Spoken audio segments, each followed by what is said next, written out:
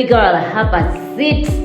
Omuvubuka omuto ennyonyi n'eddala yalabikiddwa mukwano ng'avudde mu bulamu bw'ensi eno olw'okubanga mukwano girlfriend we bw'atyo agenze n'amustabinga n'atawona. Bw'atyo n'abeera nga afudde olwa relationship issues. Welcome back to my YouTube channel. Nze Bamtaba Binaos. I'm all about marriage, faith and motherhood.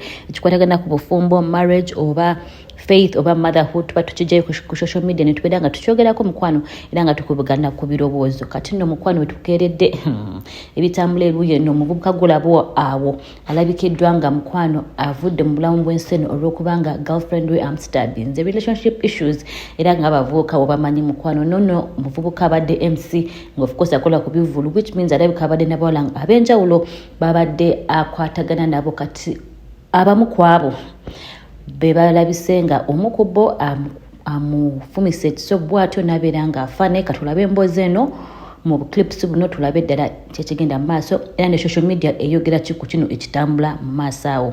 Bino tubireeta okubeera nga tuyigamu era nga tubako kyetwewala.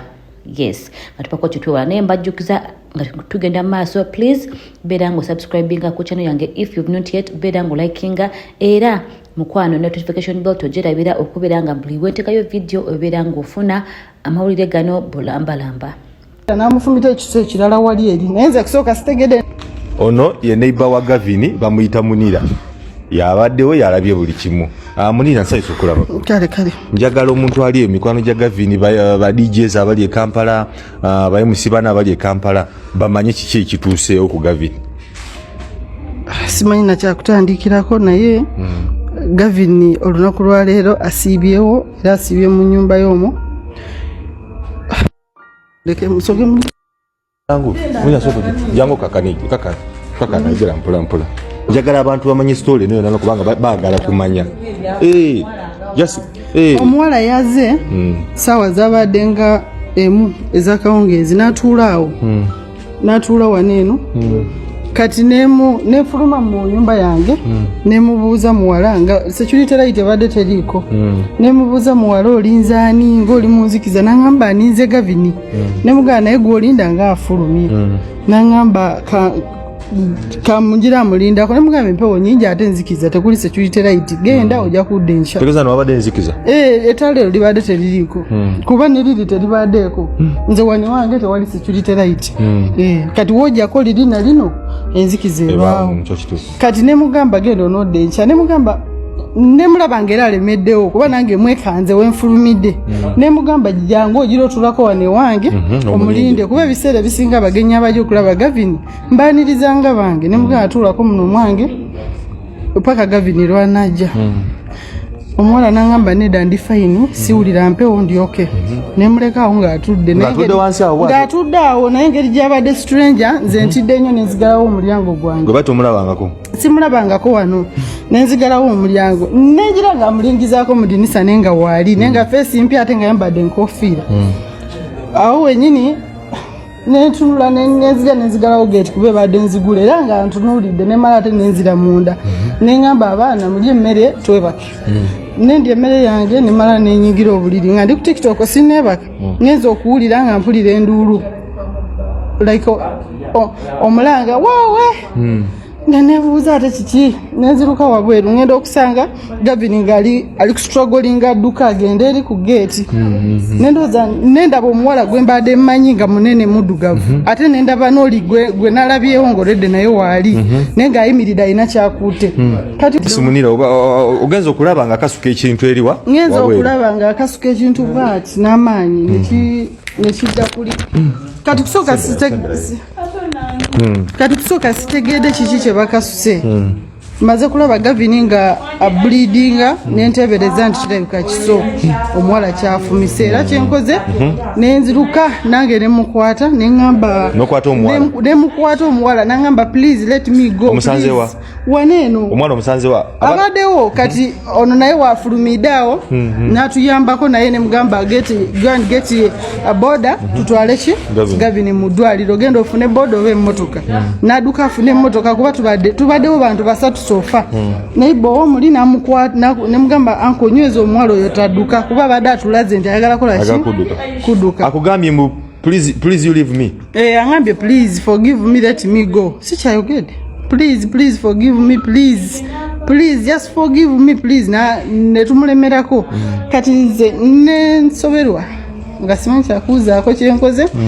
Ono naduka namukwata omuwala ono so story etuuseewo ku nfa ya Gavin. It is confirmed Gavin amaze okufa. Kitalo nnyo nnyini ddala gano n'amawulire bambi ga ntisa era mawulire mabi nnyo nnyini ddala mukwano okubeera nga ofiiriddwako omuntu mu ngeri y'ekika bwe kityo kati nno oluvannyuma n'emabegako of course waliwo omwami eyafiirwa omwana we era because of relationship issues kati nno social media bwetu evuddeyo n'ebeera nga bamu nga bamanyi social media in-laws bana bamu ne bagamba they are proud of girl child kubanga munnange bagamba nti omuvubuka abadde mu bwenzi kati of course abantu abamu thinking yaabwe naye ebeera ndala naye munaye abantu abamu bavudde nga bagamba we are proud of you girl child naye abamu of course bavudde ne bawa endowooza zaabwe nga bagamba munnange don't be happy olw'okubanga omuntu aluzinze obulamu bwe mu ngeri ng'eno naye nga nze kyenandigambye nti mu byonna byonna ebitambula yesu tumulabye omwami muvubuka afudde neka kibeera essomo at least eri abantu abalala ffe abakyaliwo tugambe nti munnange togattika bawala tomanya kinaavaamu have one relationship at a time oba sinakindi gumiikiriza kwegamba bannange naye kafulaba social media in-laws kye bagamba era naye nga famire ya muvubuka ne bambi tudisasiddeko nnyo tumugamba may his soul rest in peace. Ogere ebintu bino naye kankyogere si mububi wadde tugamba nti omuwala oyo yakoze bubi okutta omulenzi oyo naye ku percentage endala abaana ab'obulenzi nammwe mwefumiitirize mu mitima mulekerawo dudi dati games ze mulowooza ze muzannya. Some girls tebajokinga, abaana abawala abamu tebajokinga ngate kyayagala aba akyagala ng'akitegeeza. Gwe wagu wafuna kalumu n'okapangisa mulimu obuti akativi n'akatanda wagifuula lodge. Buli gw'okwana nze nawulidde nsipulidde bulungi statement y'omukazi ono abadde ng'ale ajjanga n'abagenyi be nembatuuzaako. That means abadde mukyaza mulungi. Owulira statement ng'eyo abadde mukyaza mulungi. That means abadde takyaza omu babiri mwe yafa bakulidde gwe batafa bakulula. Kati omuwala ye yajja alina mission ya laavu, omulenzi yajja ayagalamu just kisododdo. Kati ate amufuga byogobyo bubi nnyo. Kati ate ono ategedde kwegamba n'omuwala teyagenda walo oba yali yakimanya nako nti omulenzi abadde n'omuwala kwegamba omuwala ye mission yabadde gatumufiire. Naye muzanya duty date games ze zireese obuzibu. Abawala abamu batwaleko mu loogi muwe ennyumba zammwe ebitiibwa naye mwapangisa ennyumba mwazifuula loogi era mugenda kuttibwa nnyo. Kubanga abawala abamu they don't joke. Wayagala abayagadde. Bannange mweddeko nammwe abalenzi mweddeko. Ate mumanye nti si buli mwala bamwemooleramu. Mwana abanza agenda kubagenze kuva mu bulamu bwensi. ACMC Gavin era wenjogerera bamukutte ali ku poliisi bamuyingiza munda Sata Maria. Banamwe abawala mubulekera owoza girl child we are proud of you, we are proud of you. Proud of you nga tebana kutira kitaawo ba muganda oba ako. Banange fena tulibezi wazula nti omusajja alina kyakoze ekikunyiziza tabula muviire. Funa kyo mukolera nenga si kumuta. Ogenda kutta omwana w'omuntu ekikoli mu kikubeereko mpaka owulire nga kikulumbiriza Sata Maria. Kati ya Musa yafunyeemu ki? Muli amuwoza proud of you, proud of you, proud of you. Mwe yono omuwala ACM nange basajja bannange muve ku bwenzi. Yes, ono muganda waffe yafudde naye abantu abasinga bagumusalira.